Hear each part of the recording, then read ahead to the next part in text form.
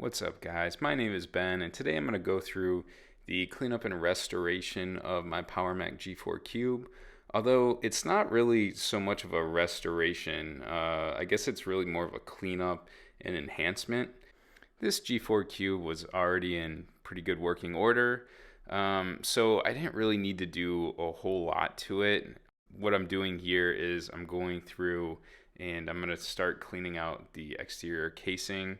So one of the things that bothered me when I got this machine was that there was dust on the inside of the case in between the outer plastic shell and this inner metal core shell, and it's very hard to get to.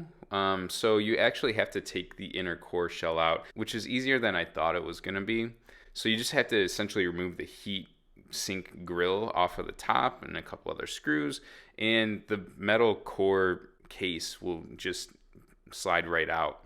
To clean and polish this computer up, I'm using the same Novus polishing kit that I used on the PowerMac G4 digital audio. In this case, I'm going through and I'm trying to buff some of the scratches out, and then also, really primarily just use the third stage, the polishing stage solution on it.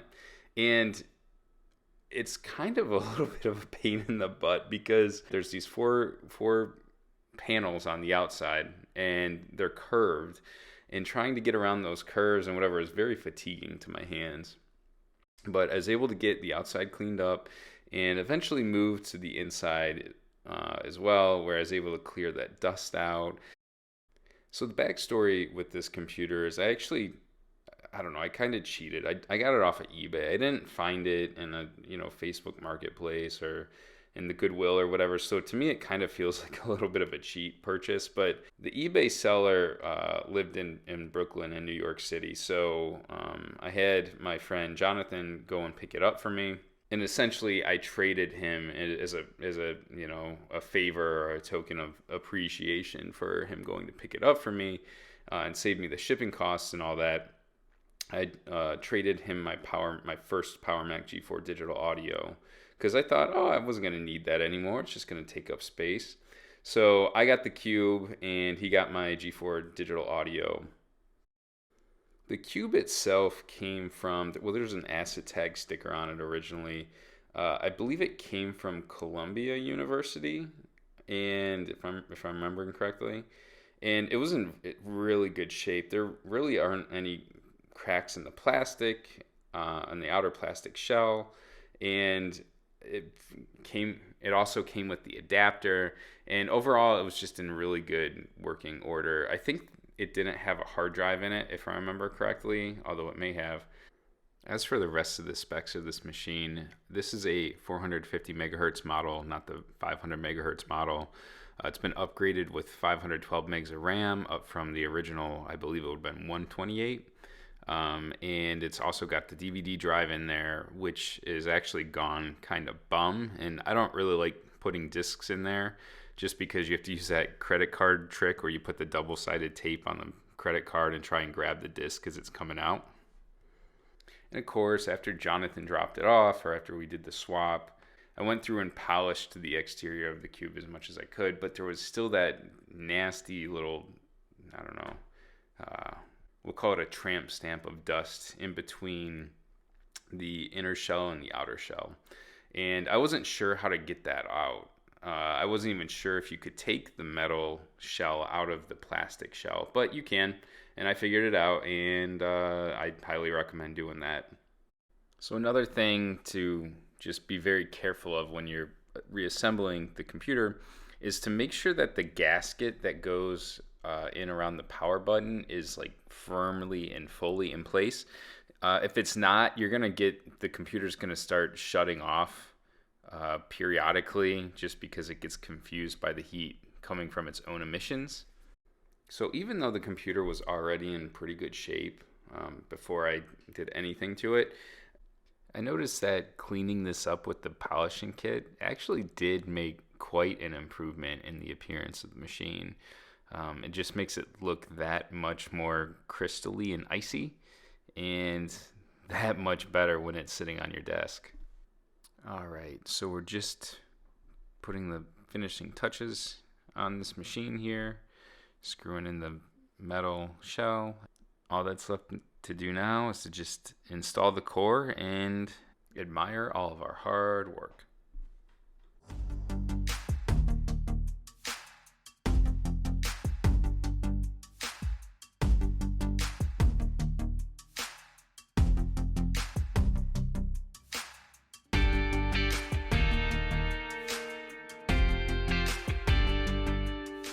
So not only did I want to clean up the appearance of the computer, I also wanted to enhance its functionality a little bit. So I decided to give it the treatment that I've given pretty much all the other PowerMacs that I have, and put a compact flash card inside of here. So this computer has an ATA drive bay, and it's one of the ones where I think it's ATA 66 is what's in this machine, but it's one of the ones where it can't address more than 128 gigabytes of storage. So you can put a bigger drive in there. It's just not going to let you, it's just not going to see anything greater than 128 gigabytes.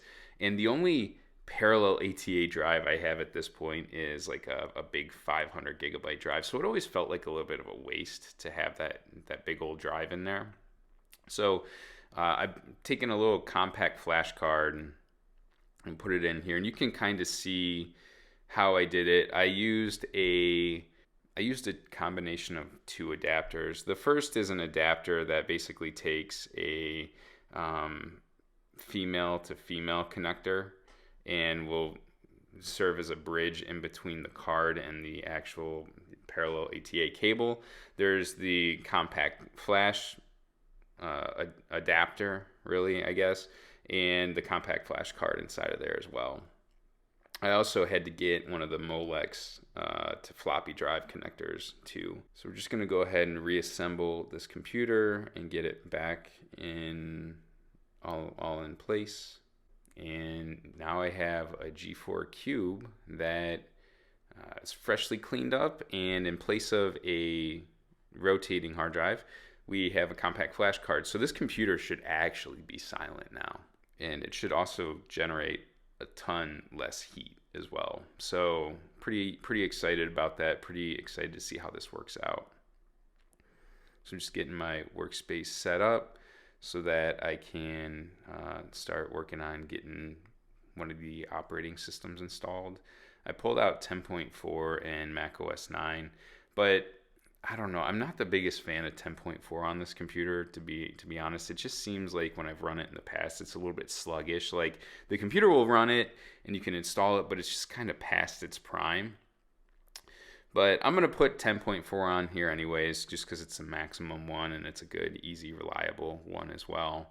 But after I installed 10.4, the installation went through without a hitch. But I noticed that after the computer rebooted, it simply wouldn't get past that spinning loader screen.